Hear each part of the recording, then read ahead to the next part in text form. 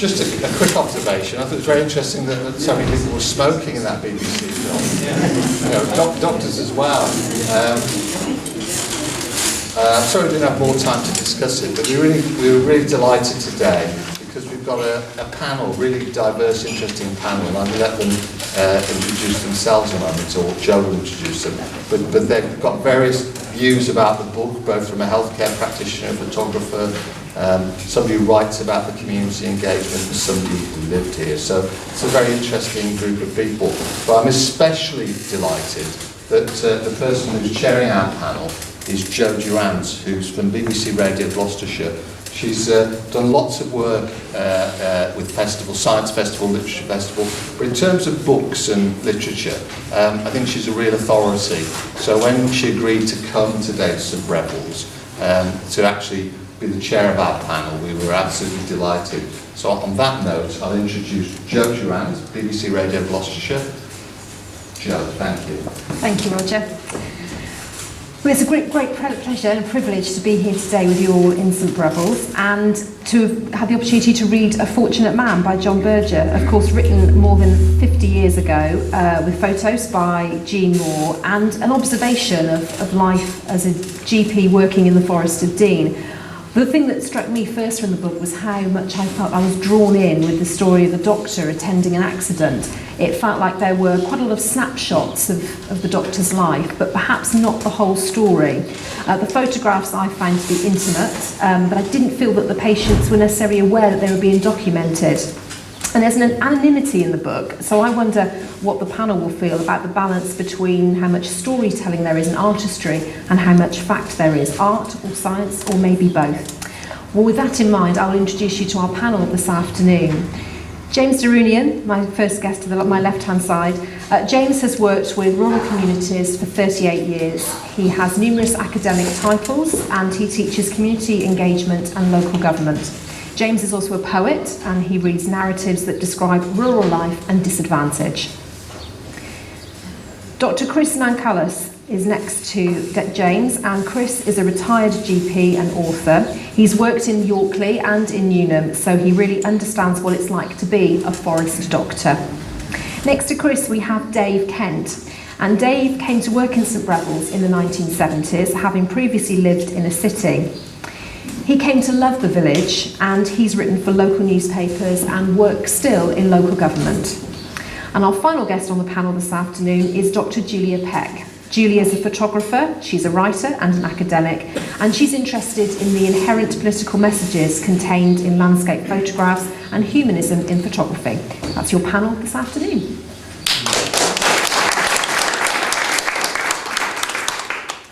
So to kick things off, my first question to each of our panel members is, when did you first come across this book? James, if you'd like to start us off. So my answer is, can you hear me? Yeah. So my answer is very straightforward. Like a lot of things that academics do, you haven't got a blind clue what you're talking about until you're asked to talk about it.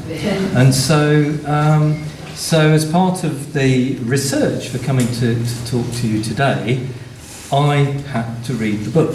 And so I had not come across it before, and that's how I came across it. Chris. Can you hear me okay? I first read the book when I was training to be a GP. I trained in Gloucester, I trained in Cinderford, but we had a course in Gloucester, and the book was required reading for those of us on the course, and is actually quite widely read around the world as being a take on general practice, which aspiring general practitioners should absorb. So yeah, so that would be back in 1985. Okay. Yes, I first became aware of the book in 1977, just before I actually left St Briavels, having been here for 4 years. And I'd been in the village for 4 years, and I was unaware that this book existed. I'm not quite sure how widely it was known in the village at that time that this book actually existed. It was given to me by a very close friend of mine called Derek Dawson, whom some of you may know, who was lived just about next door to John Eskell. I've got to say that although I didn't I was in my 20s then, a bit naive and unsophisticated, and I thought because I couldn't understand the book, it was my fault.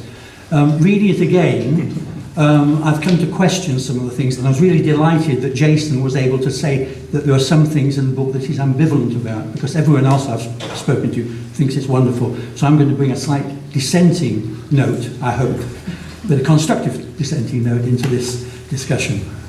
Julia. So I confess, I found the book completely by accident about 16 years ago in a second-hand bookshop in Hay-on-Wye. And as a photographer, you can't really study photography in the UK without having a love of photography books. So whenever I go somewhere and there's a second-hand bookshop, of course I'm raiding the bookshop to see what I can find. And what I found in the photography section was this tiny paperback book. So I suspect many of you have seen this before as a paperback version of it. And I was really curious about it because actually this kind of photography didn't form part of my photography education in the early 1990s. So whilst I trained in photography, actually no one was talking about John Mohr as a photographer. I had come across John Berger, of course, because you can't really go through creative arts education without coming across John Berger and without the book Ways of Seeing. So I picked it up because I was curious about the book, and it's something that I've come back to again over the years. So the book has been described by some as groundbreaking. What's your take on it, first of all, James? I'm not sure that it's groundbreaking in the sense that there are others like James Revilius, who is another famous name, who photographed country life in that particular case down in Devon, and was looking, I would say, much more at the particularities of the place. One of the things which I find very peculiar with The Fortunate Man is that unless you read a tiny bit on the back cover which says a story of the Forest of Dean, you could be anywhere on the planet pretty much for the rest of the text, or for that matter for the photographs. I also think, and I declare an interest, another Devon photographer, Chris Chapman.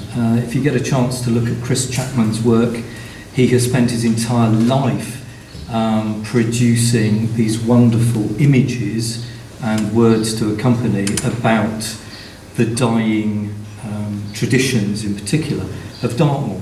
So, and there are others.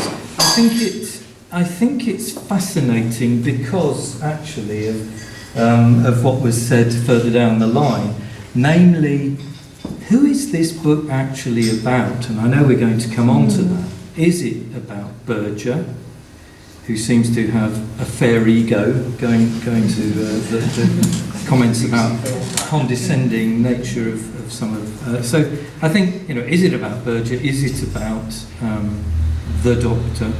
Is it about place?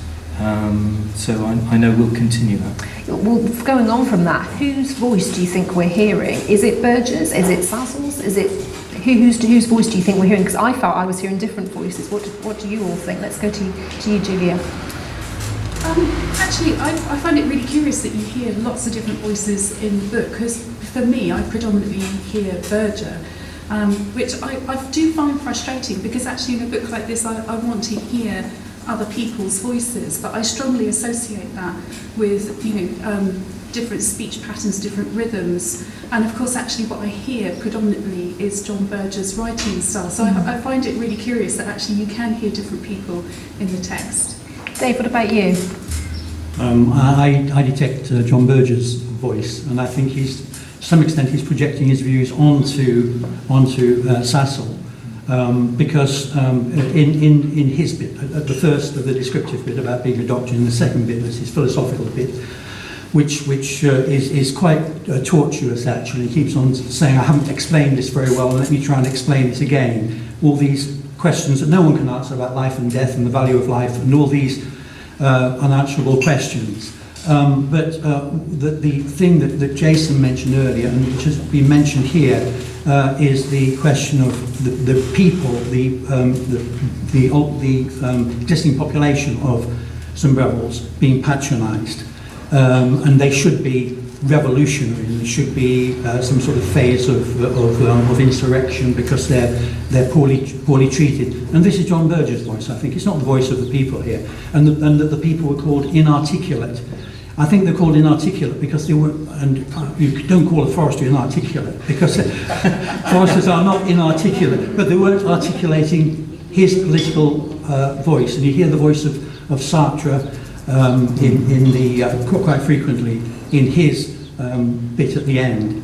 And I think that shows that although the view of Eskell Sassall at the beginning is brilliant, and it shows what a country doctor is like, then I think that sort of detracts because Berger's voice becomes more important than the village doctors. James, you wanted to come in? Well, no, I'll wait. So, Chris, your take. Whose voice do you think we're hearing? I think mainly, especially towards the end, I think you're listening to John Berger's voice, and I think you're listening to John Berger looking at John Eskell's life and putting his interpretation on it. Although I do think there is quite a lot of John Eskell in there. If you look at it in particular, I mean, I recognised immediately the mindset that you have that you go out, you get taught everything in medical school, and you go into general practice, real patients start coming to see you, and you find that whatever you've taught, it's not, whatever knowledge you've garnered, it's not enough. And so you start looking for connections and things elsewhere. So the job does tend to make you, sort of keep you humble, and I think that came through in the end when they were musing about John Eskell wondering about the purpose of life and things like this. I'm not saying that we all did that, but you could go through phases where, especially if you'd had a bad run of cases, and we all would get them, you begin to wonder about the job that you were doing. So I think there is a mixture, and certainly the picture of a country doctor is one that I recognise from working in Yorkley, very much so. The sort of seeing patients in surgery, going out doing home visits, back for afternoon surgery clinics and things like this, and being very much a part of that community. So yeah. Yeah, I suppose the reason why I'm dubious about the authentic voice of the doctor as opposed to Berger's is because, and I could be totally wrong about this, remember I've only recently come to this book, so I may be way off the mark, but it strikes me with the words that Berger is using, so he throws in proletariat and various others, which you would expect an academic to use, but and it strikes me that Berger is giving partly a critique of the market system and of capitalism as part of this. I could be very wrong, but that's, I think, what he's driving at as much as the story of a country doctor. Yeah. Yeah. I think that the thing that, to talk about the political side of it, I think it's very interesting if you get to know the foresters. There's a huge difference between what you would call working ordinary people's socialism and the socialism of, say, somebody like John Berger, probably went to had a fairly privileged background, and I think that stood out for me. That in fact, if you actually talk to your forest friends and things like this, they had a very different political view. It was still socialist, but not quite in the same way, not quite as intellectual perhaps as, or rarefied as John Berger. We'll come back to talk more in a moment, Chris, about the impact this book had on you when you were reading it as a young GP. But Dave, I'm wondering, how much do you recognise the people and the place in the book? I don't recognise individuals, but I recognise the scene. I think the first bit was good, and the photography was just wonderful. But it put me in a sort of sepia historical time frame. It didn't seem like the vibrant village that I knew and loved, because I had a wonderful time here.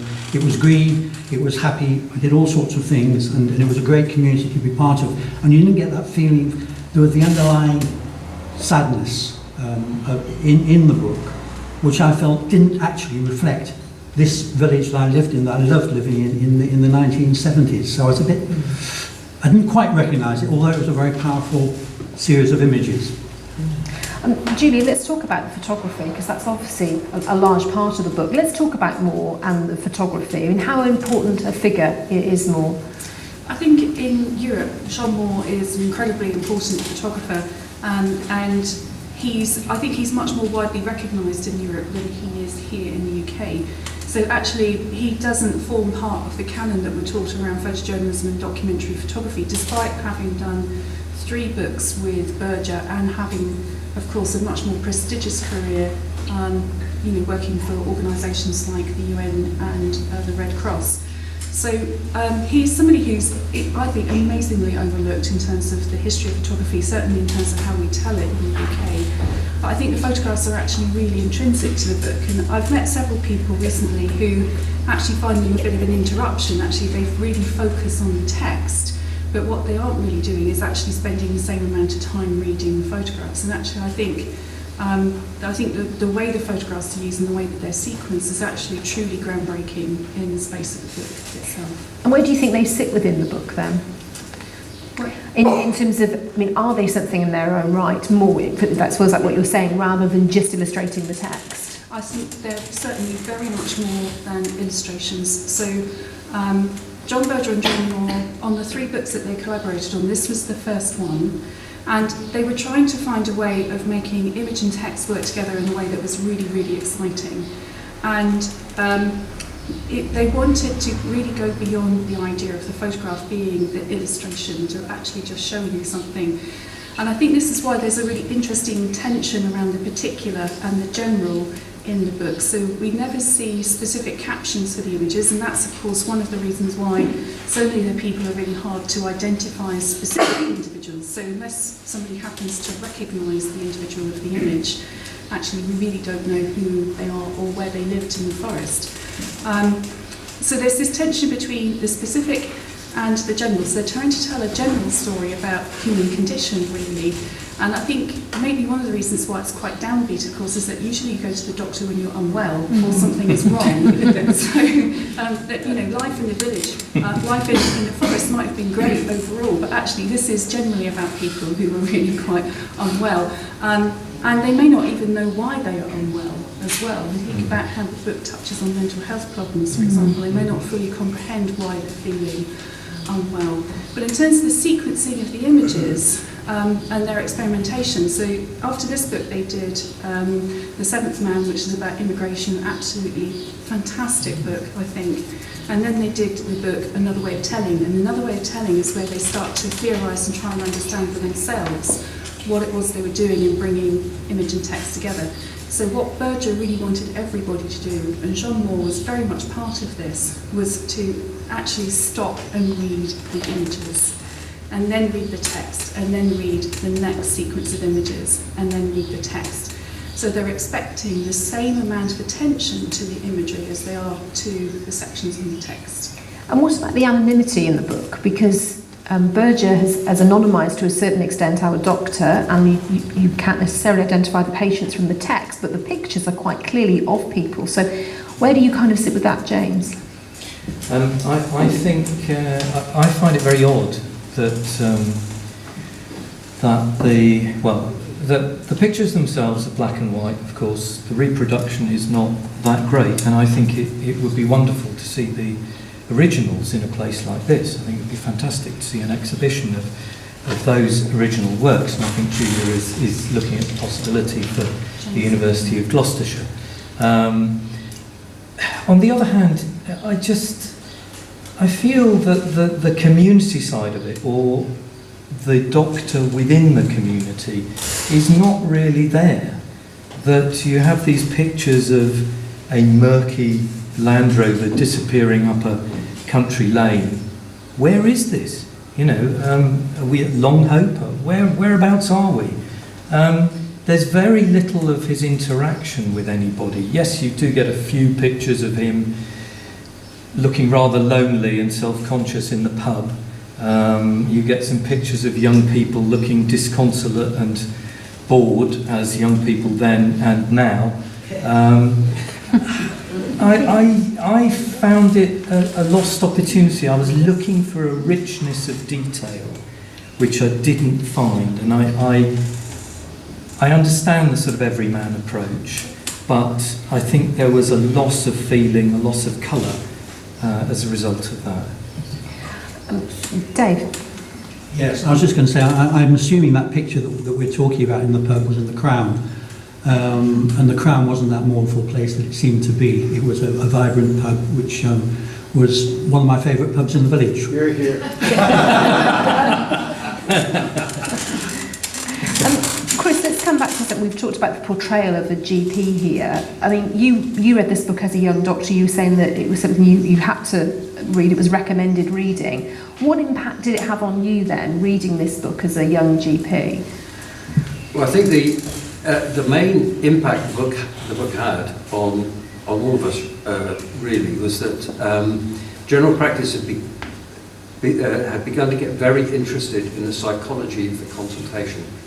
So, you were being taught that it wasn't just about the patient coming in, telling you a problem, and you doing your best to answer it. That worked fine for a lot of people, but for some people it didn't work. And you were taught to spot clues in the way that people presented, and they would often come out with something just as they were walking out the door, and you got taught to listen for that. And so the book, A Fortunate Man, was really the first medical book which started to look at the whole question of what a doctor was and what he actually did. You also have to remember that in 1967, the medical profession were regarded, I mean, not least by themselves, as gods. And you very much had this top-down approach to medicine. The teaching hospitals taught you medicine, and then they sent you out. You did your best, and if you wanted to know something, you phoned up a hospital consultant. Actually, what the book did, was to actually show what an ordinary GP did. And it was almost a revolution in medical teaching, really. How accurate, though, do you think that portrayal was? It's accurate in the description of some of the things that he did. What is missing for me is the structure. It doesn't make it clear what his day was like, and the fact that actually what you're dealing with most of the time are run-of-the-mill problems. You're not necessarily dealing with somebody who's got an obscure form of depression, or has had a tree fall on top of them, or I'm just trying to remember one of the things from the film. So transgender patient. The transgender, ahead of his time. So yes, I missed. There was a whole chunk missing, I think, of Dr. Eskell's day-to-day life, which I would have found far more. I would have found fascinating. The book itself's good, though. James? I think also I declare an interest too, because my brother was a GP down here in the forest a way back, and he's just retired as a single-handed practitioner up in Scotland. What you're looking at here in terms of a single-handed practitioner is a snapshot of history. There are very few single-handed practitioners. They're all being concentrated and centralised. So my brother's practice has gone to the next door, and they just have a group practice. So single-handed practice is, I think I'm right in saying, virtually disappeared. Yeah. And if you wanted to set one up, they wouldn't let you. No. Too expensive. Too expensive, and it was also recognised, and in some ways, I think you could say Dr. Eskell suffered from it, that single-handed GPs were very vulnerable, and they tended to get very professionally isolated, and a lot of them ended up with mental health problems and substance abuse problems. And so back in the 60s, around the time the book was written, the single-handed practitioners were being encouraged to form group practices. So when I came to the forest, I joined a four-man practice. You also have to remember that in those days, he did have a partner, didn't he? Yes. Yeah. They did all their on-call. So if there were two of them, they were on call every other night and every other weekend. And that was the bit that people recognised started to cause trouble, especially if you're getting a lot of night calls. Quite a lot of GPs found they couldn't sleep even when they weren't on call, so it was common sense to start amalgamating things. Dave, on the subject of accuracy, how does Berger's depiction of the patient stand up in your experience? From my experience as a patient of his. Experience as a patient, experience of the area as well, the people you were reading about. Well, my own personal experience was that the issue of mental health was a big one, and I at a particular time in my life, he seemed to assume that I had a mental health problem. He was looking for the reasons behind it, and to some extent I found that a little bit intrusive because it wasn't my problem. And he was also very open about himself in the way in which he described his own condition as well, and his own mental difficulties, shall we say. So that was quite apparent. So it was a very open way of, but he was trying to look at the patient as a whole, and sometimes the patient didn't actually like that very much. And that was probably my fault rather than the doctor's. Well, that's an interesting point, isn't it? The holistic approach that comes through from the book about the doctor we're talking about here, Sassall, as he's referred to in the book, treating the patient as a whole, feels to me as if it was perhaps a bit ahead of its time. Is that something that you would go along with, Chris? Yes, I think that that was also part of our training. But back in 1967, Dr. Eskell would have been considered an outlier, really, especially with his interest in the psychological and the psychiatric. And of course, it's a question of balance, isn't it? And I think, doctors can get their minds fixated on things just like anybody else. And I think he probably, that was his area of special interest. But he was ahead of his time in that he did look at the whole patient. And by the time my generation of GPs came along, we were being encouraged to look at that. But then we were all living within our practices, so we actually got to know all our patients very well. So there was, you had a sort of holistic approach almost by default, because you met them in the pub or down the rugby club or wherever, I think also that if you look at this in terms of the community, you can see that even today, doctors and farmers are the two most likely occupations to kill themselves, partly because they have access to the means, and sadly this proves to be the case in this instance. Which sort of leads you on to the big question, which is, this is the title of this book, The Fortunate Man. How does that actually square with what happened? Question mark. Do you want me to answer that? Yeah. Yeah.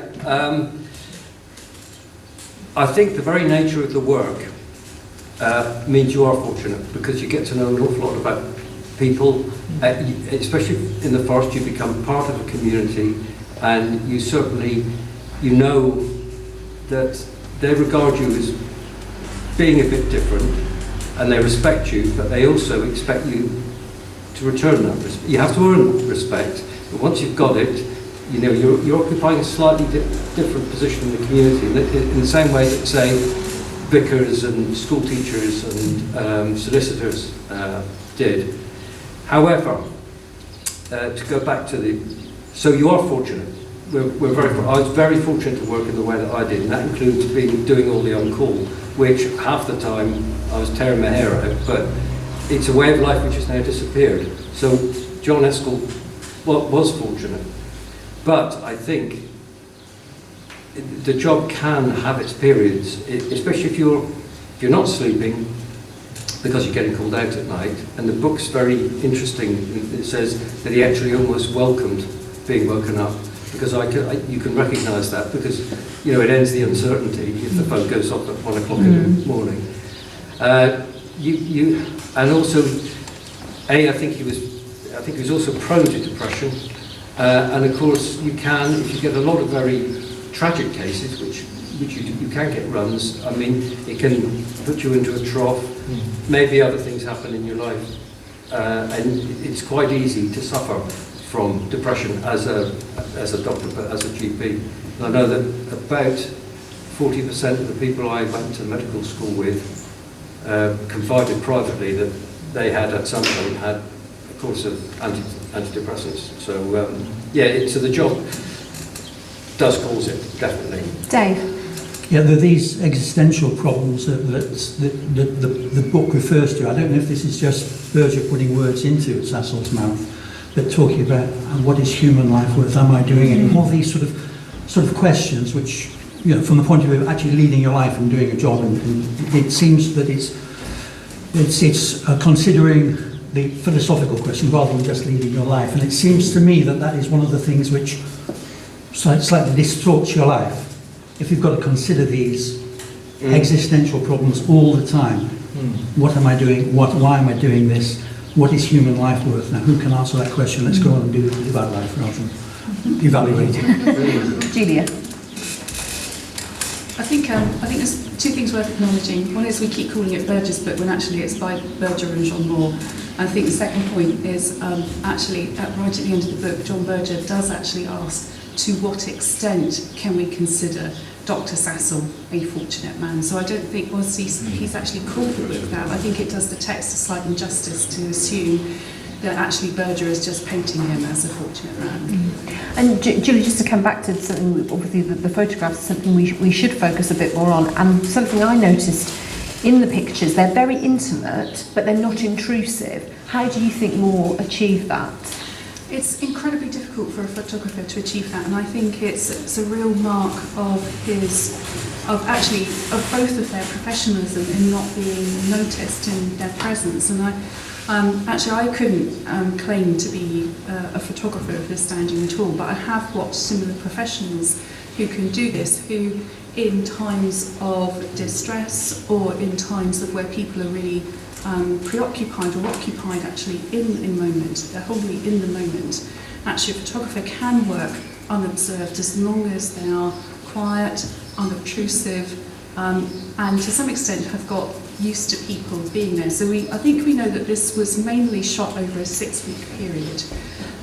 Now, of course, a great many of patients will probably only have visited a doctor once in that time. Some may have had a repeat visit, of course, for follow-up.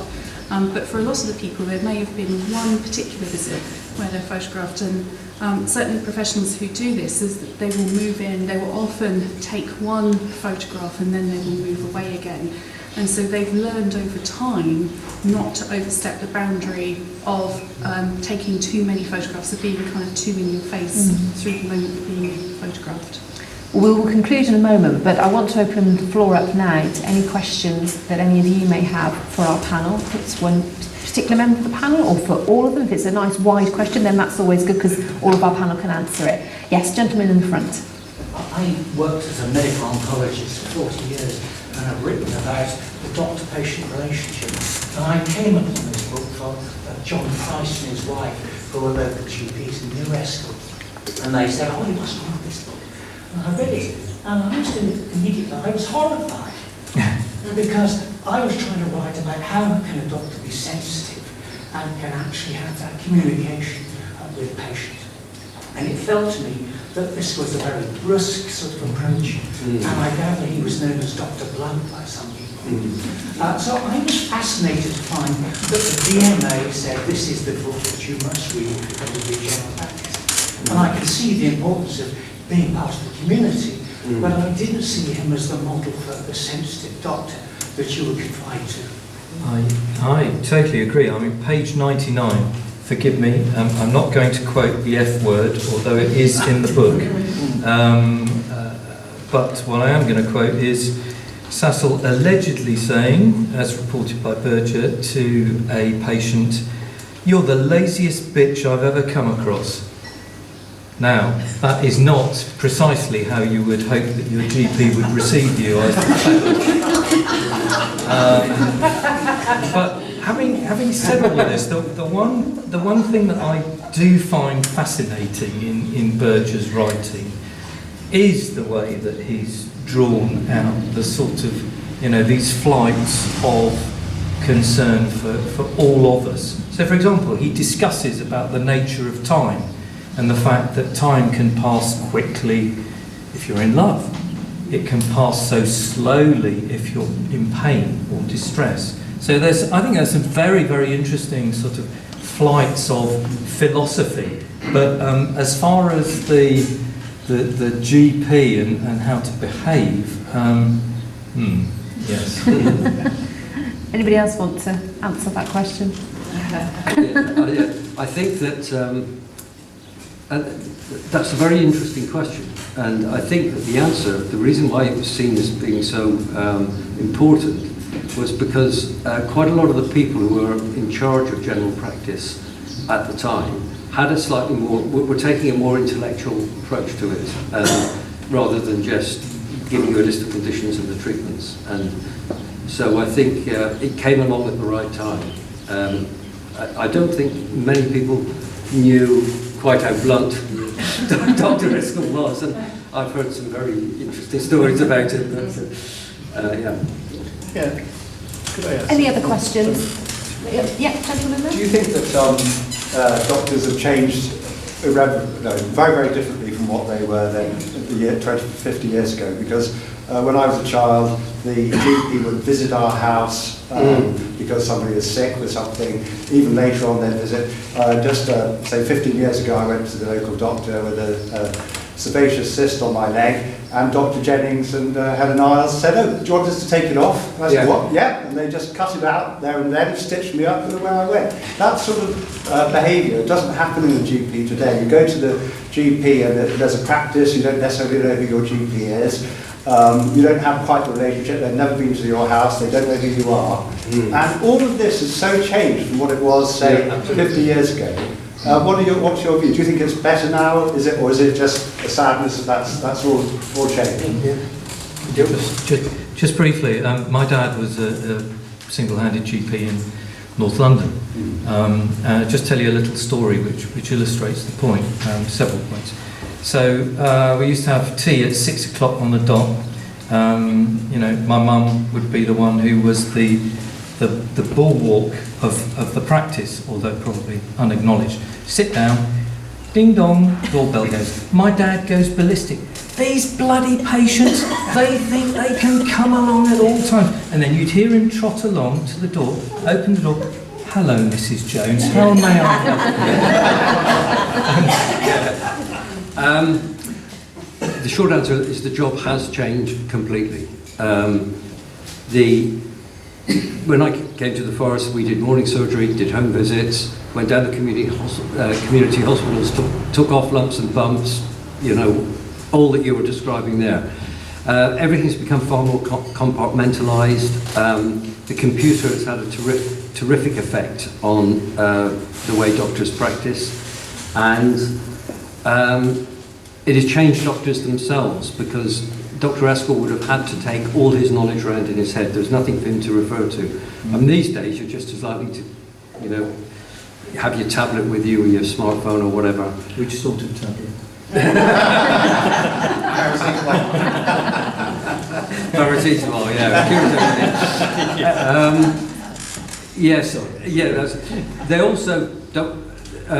A lot of young new graduates do not want to work full time, and they certainly don't want to own a practice, and they certainly didn't want to do the on-call, and so the on-call has gone to out-of-hours cooperatives, and it's a much more surgery-based. The amount of, with all the government targets and things like this, it is better that you're assured if you can walk into any surgery in the land, and if you've got high blood pressure, you'll get state-of-the-art treatment for it. Whereas if in the old days you could have, if you've got a completely eccentric local GP, you could have been told to have seaweed baths or something. So it's raised the standard of medicine, but it's more or less completely lost what we all thought was the best bit of it, which is the art. You don't see the same GP twice, but then as soon as you come in the door, you've got to tick boxes on a computer screen. So yeah. And is it not true in 2018 that roughly 4 out of 10 practices are not permanently staffed by GPs? Yeah. They are what do you call it? Locums. Thank you. When I came to the forest, there were 100 applicants for every GP post in the forest, and when I left in 2008, there were 3 practices that couldn't appoint anybody. So that's yeah. So We have another question, I think. Here we are. I'll come to you, sir, and then but you first of all, sir. Gentleman there saying about Dr Eskell, saying about you bitch, you know, get back to him. He said it like it was. He didn't think it under his breath, where a lot of doctors, they would think it, but they'd be afraid to say it. Did he say anything to you? Yeah, he used to say, I wouldn't like to say some of the things he said to me. but I had the privilege of it, knowing him and having him as my doctor, well, all the time he was here. And did you And think all it my was fair enough, what he said to you? Yeah, everything. Yeah, he tell you like it is. Spade's a spade. And a lot of doctors today are frightened to say it because of what they get told. Is that right? They think it, but they're frightened to say it. Dave. Could I just say, when Dr Nancollis was my doctor, he never said anything like that to me. Not in the surgery. Lady over there. I'd just like to say that I'm Anne Childs and I'm featured on here. Dr Eskell was extremely blunt to me, if you'd like to listen to it. And I went away thinking, if I did that, that would be even more problems in the way of 9 months later. yes. So do you think then the book is an accurate portrayal of him? Accurate of the time. Yeah. I think what some people have, it's like Mr. Kent saying, the village isn't as I knew it in the 70s. This wasn't the 70s. This was the 60s. And early 60s and slightly before. And life was very different then as it is now. So another gentleman, did you have a question, sir? I didn't really have a question. I was just interested in expanding a little bit on particularity and what you said. Somebody said generality, but I think there's a universality in all of Berger's work, and I think I have to see it in the context of all the rest of his work, which I'm a great follower of, and his sort of central thing is about people leaving the countryside and going to the city, and the big social change in our lives, in everybody's lives. And I just wondered what you thought about that in those terms. You know, that it's a universal thing. You said, where does the Land Rover? We don't know where it is. I mean, I think it could be anywhere. That's the whole point of it. So I just Julie, can I get you to pick up on that? Thank you very much for asking that question, actually, because it's so pertinent to the kind of photography and mission that Mohr and Berger were on.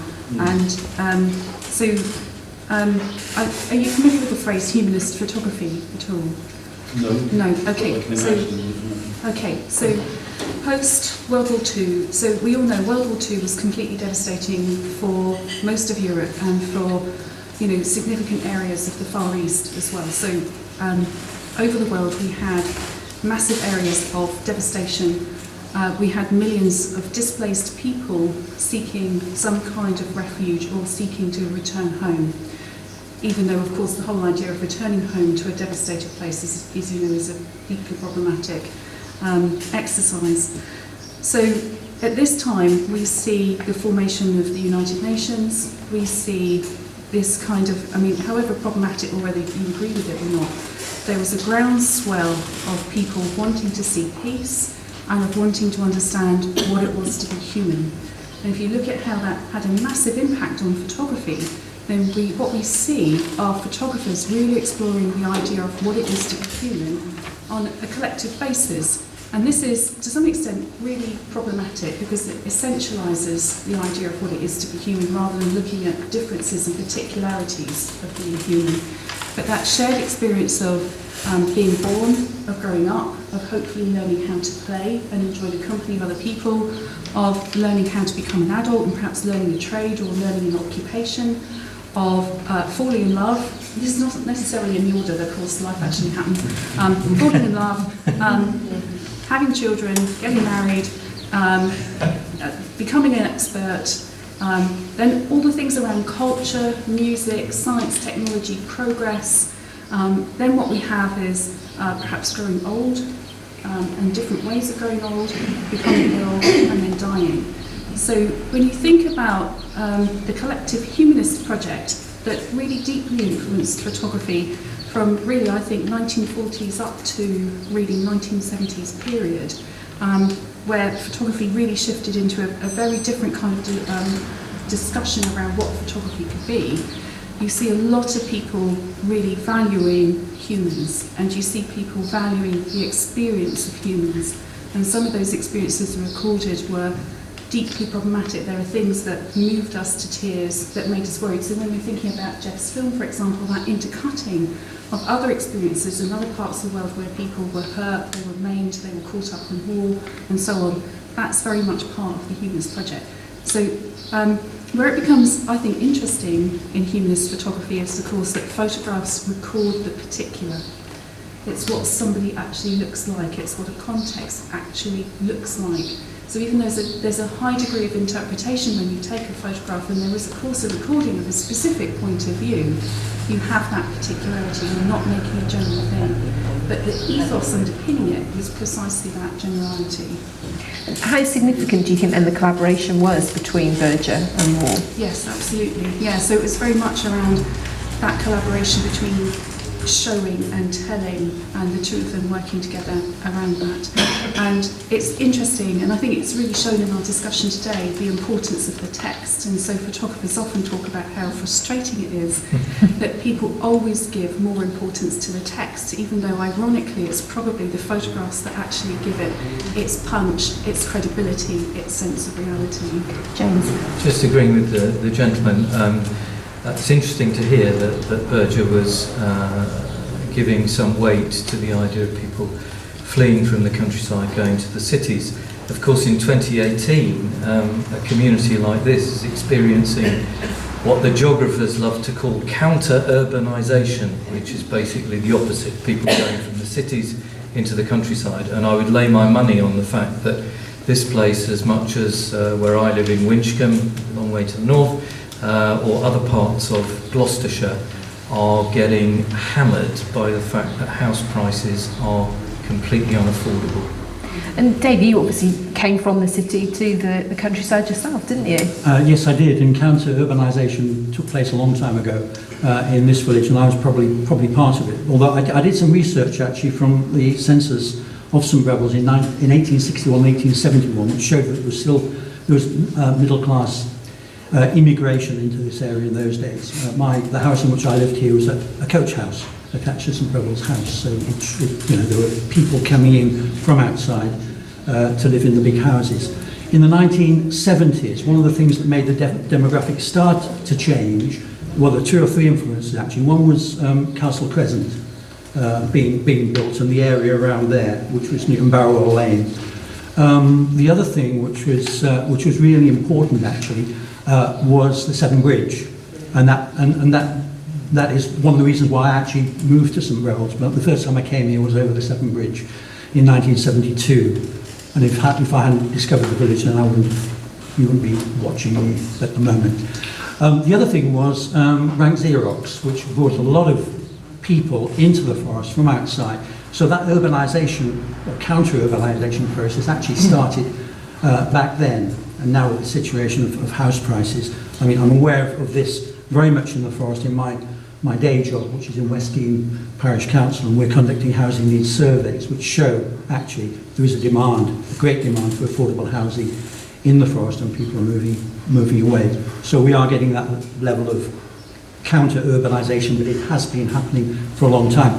One feature of life here in the 1970s was we had the two pubs. We had the Crown, which was a locals pub, and I hope everyone's views agree with this, and the George, which was the incomers pub. And I think I managed to make to close the gap between the two, because although I was a wealthy London incomer, which I wasn't actually, I accidentally bought a house here, which is a different story, I was in my mid-20s, I wasn't wealthy, and I played, most importantly, I played cricket and football for St Briavels, and I was the only newcomer who did that. So I was accepted in the Crown and in the George. So there was that dichotomy, dichotomy between, it was a friendly coexistence, shall we say, but it was starting to change, I think, the character of the village. Dave, thank you. A gentleman there has a question. Just to recap on the collaboration between John Berger and John Mohr. Berger has a history of collaboration. One of the ways of seeing, he worked with a very, very good BBC producer called Mike Gibbs on Ways of Seeing. They worked together, and they didn't particularly have a script at the beginning, they worked as they went through. On things like Berger, he collaborated with the people much more in that sense. So he has a whole history of constantly trying to play with the form, which is why I find him interesting. For instance, in his book G, he writes that the characters that he writes take over a life of their own. They become, almost as if he hasn't written them, they become sort of, because he's a writer, the characters take over. But also, he stops the story and says, in this revolution in Trieste in 1917 or whatever it is, 500 people were killed, 200 injured, so he puts it into the facts. So that's very unusual to play with that form. So it's part of his mentality is always to try and find new ways of telling stories. That's what he's doing. Any other questions? Oh, yeah, at the back there. I wonder if I can tell a fairly short biographical anecdote which shows very distinctly dated the change in behaviour both of medical profession and patients.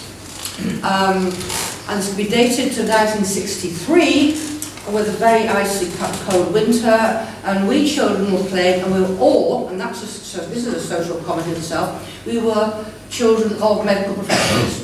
And we were tobogganing down a very steep slope which had turned into an ice pack. And one child, known as Doc, because his mum, came with a large wooden toboggan, steel runners, and I was riding this with another professional son, Richard, who was occasionally known as Doc, and we were charged down this slope. Two young dogs came gambolling in front of us, we couldn't stop, we ran over one, couldn't stop, broke its leg, it was underneath. It happened to be that Dick Doc's family dog, and so talking about taking people on doors, this dog was stretchered off to the local hospital where Dick Doc's father was a hospital physician. And this is where, I was no longer involved in the story, I was hearsay from, presumably, coming down from father, the physician. This dog was carried in on this upturned stretcher, past all the waiting patients, where it was taken in to be plastered up. And everybody treated this as a huge joke, including the patients who were sitting there waiting. It was thought to be very funny that the doctor's dog was taking precedence with its leg for all the people sitting waiting. Now, I just take that as an astonishing change, and I said that can be dated because that was 1963 because of the cold weather, which is not very, much of it just before the era we're talking. I hope I haven't taken too much of your time with that story, but I think it is very indicative of the change in society in general. Behaviour. Thank you. Thank you for listening. To conclude, my question really is this book still relevant as a work of art or essential reading for GPs and people working in community medicine? And that's to all of you. So let's start with you, Julia.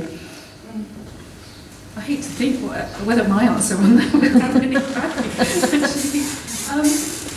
I think as a work of art, definitely. I think there's a lot to learn in terms of construction of visual narrative and the interplay between image and text. Yes, I would say wholeheartedly this is really worth studying. Dave?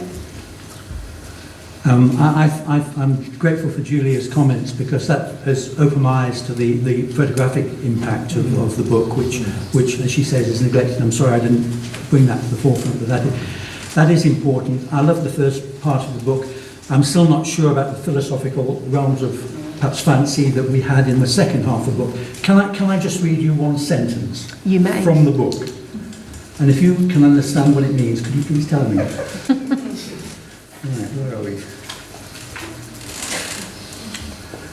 Often it seems almost incredible that Sassall, putting out a hand to touch a patient, finds the patient there coexisting. Is that... on that note... Yeah, on that note, Chris.